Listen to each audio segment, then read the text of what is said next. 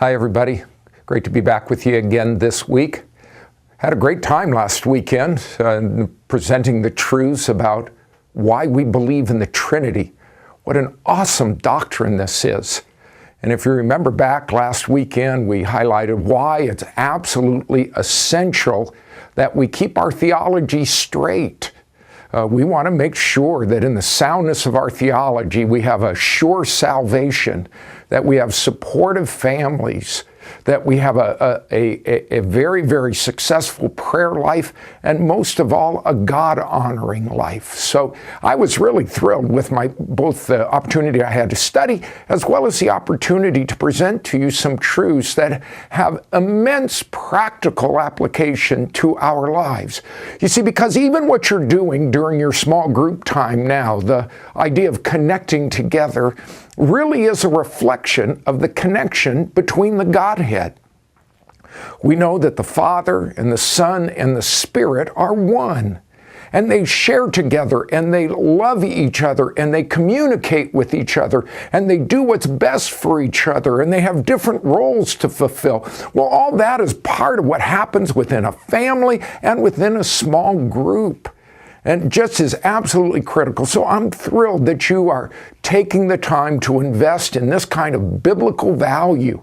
And we just keep championing it, and I just want to say, way to go. Here's one additional thought that I didn't have time to spend a lot of time on this last weekend.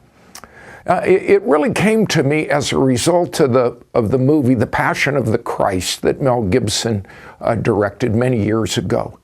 The most powerful scene in that whole movie to me was when Christ was being crucified, and then when he died upon the cross, the very unique imagery that Gibson used to show the sorrow of God, the teardrop coming down from above and landing on the earth. I don't know if you have seen it or not, but that was the image that I took away from that movie. When the Lord Jesus cried out, my God, why have you forsaken me?" It was the first time in the Scriptures where the Lord Jesus addressed the Father as God. He always spoke about him as Father. But with the judgment of sin now in 2 Corinthians 5, he became sin who knew no sin. That separated the unity. For the first time in all of eternity, God the Son and God the Father were separated. And the sorrow that I can only imagine. Well, we experience that same sorrow when we sin against each other, be it in our relationships in the family, parents with kids, spouses with each other, when friendships blow apart, when church relationships get into trouble. Sin always separates, even in the Godhead.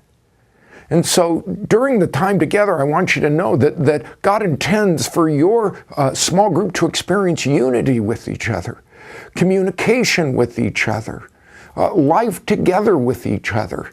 But sin will destroy that. And so as you talk about the interactions that you have, it might be good to evaluate. How are you doing? How are you connecting together? Is there a unity?